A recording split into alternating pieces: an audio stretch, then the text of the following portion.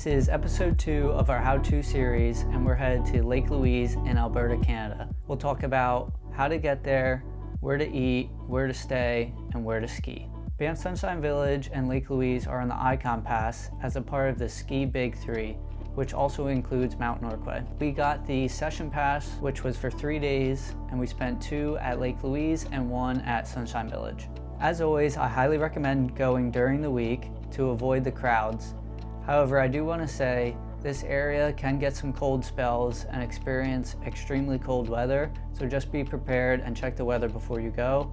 When we went, we did experience one of those cold spells, and it was about -30 degrees on the mountain and about -15 degrees Fahrenheit in the village of Banff. Now, getting to Banff. The best way to get there is to fly into Calgary, and don't forget your passport if you're traveling internationally. From there, it's about an hour drive up to the city of Banff. While we were in Calgary, we made sure to make a stop to get some food and any essentials. I recommend Little Empire. We stopped there for some burgers. You can hit the IGA grocery store to get any drinks or food you need for the week if you have a kitchenette where you're staying. There's also an IGA grocery store in Banff if you want to go straight to the mountain and get your necessities for the week there. Where to eat and stay at Banff. Now, before even getting there, it is a national park, so you're gonna need a park pass. We got this online easily at the Banff Lake Louise website.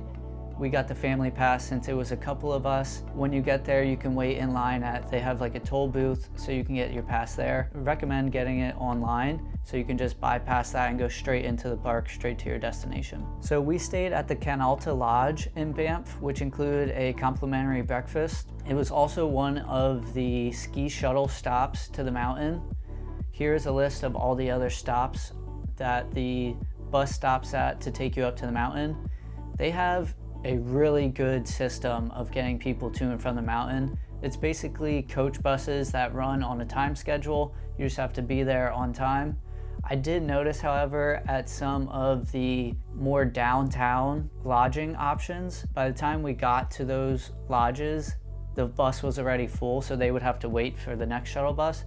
So just be mindful which bus you're taking, where you are on the route, to make sure that you are able to get onto the bus when you want to, so you can get skiing when you want to. Just a good rule of thumb, take the early bus up. It has the least amount of people on it, and then you can get ready and take your time in the lodge. A few of the restaurants we visited were Hello Sunshine, which is an Asian cuisine, and we went there for happy hour. They have great sushi. Went to Farm and Fire, which is a little more upscale. We went to Talulu's for their seafood boil. We also visited Beaver Tails for their Canadian dessert. I recommend going there and getting a beaver tail. It's just something you do while you're in Canada, almost like having poutine. We went to Añejo, which is their Mexican restaurant. I always like to stop at the Mexican restaurants. And then before you go, you have to make a stop at White Bar Cafe, which has great coffee and morning treats. I do want to say, if you don't plan on skiing, there is plenty of things to do. The town of Banff is a quintessential ski town, so along with all the restaurants, you can go ice skating at Lake Louise.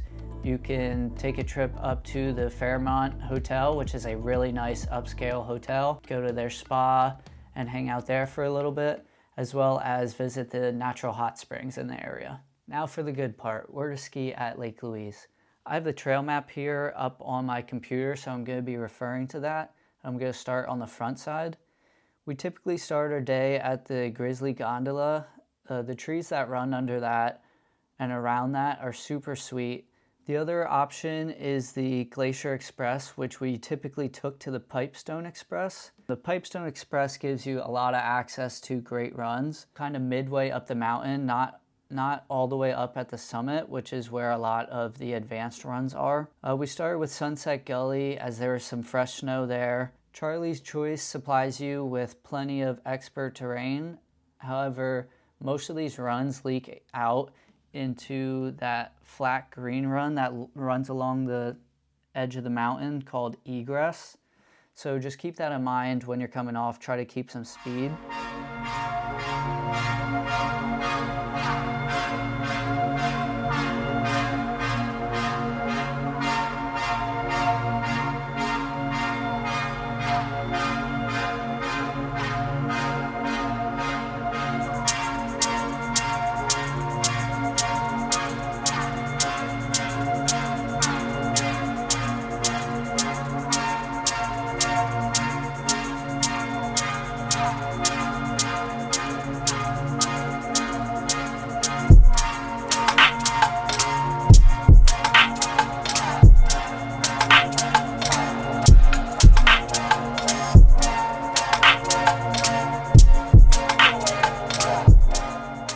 I also have a video of the windy, unmarked trail that runs underneath the Pipestone Express. It's really fun. It kind of reminds me of a snake run, and it goes pretty much top to bottom underneath that express.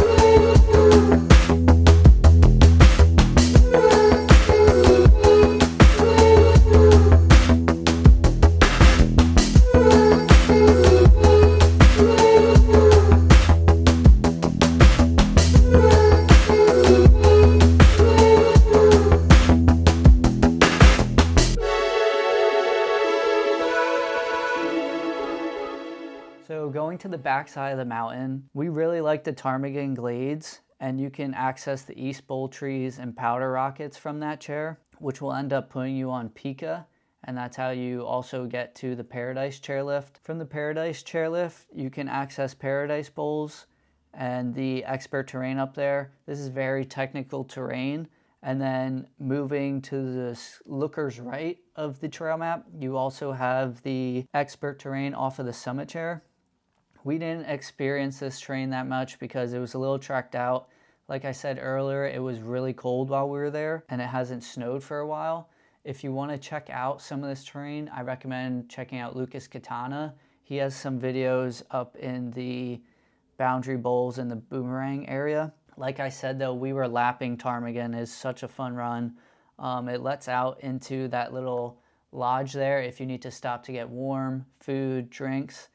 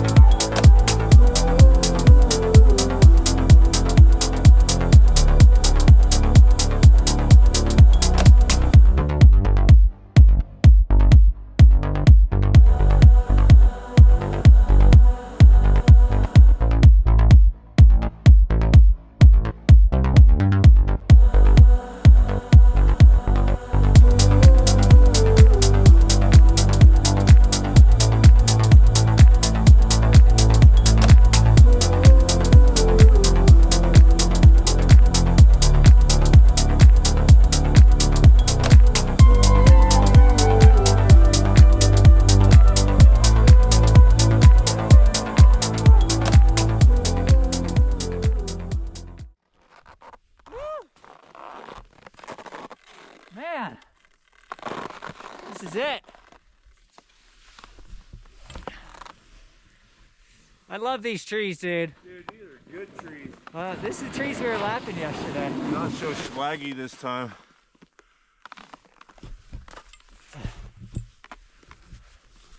These are good trees. People are in here. That's the best part, too. Which is weird. I'm getting like a steady climb.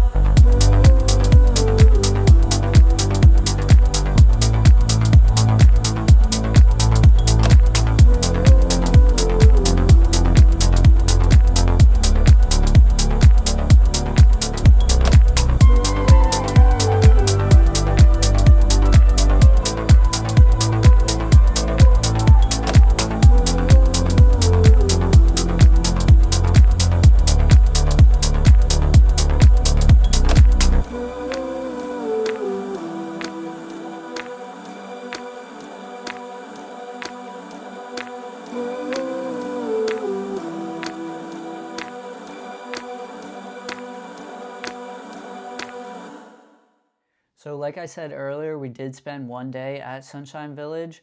My wife had a ski lesson there, so we got to experience a lot of the terrain on the Lookout Mountain. Her lesson was at the bottom of the Strawberry Express squad, so we got lunch at Mad Hoppers. While we were there, we skied a lot of the Great Divide Express and kind of lapped that Bye Bye Bowl area. That was about the freshest snow we could find while we were there.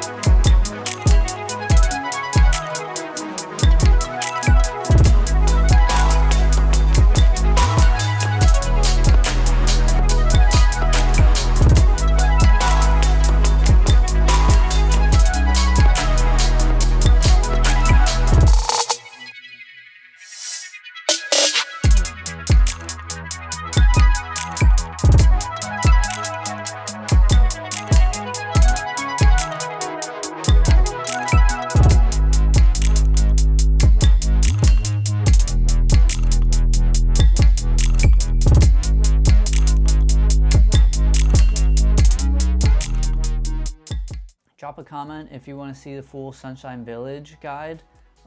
This is a very interesting mountain. The gondola is actually in the parking lot and it takes you all the way up to the mountain. It's not like you park at the lodge like most mountains. If you want to see any other videos, also leave a comment below. I'll do my best to respond to them. We have one more travel guide coming up towards the end of the season for a surprise trip. And then we also have a gear guide coming up where I'll go through the typical gear of a resort skier. See you in the next one. Peace.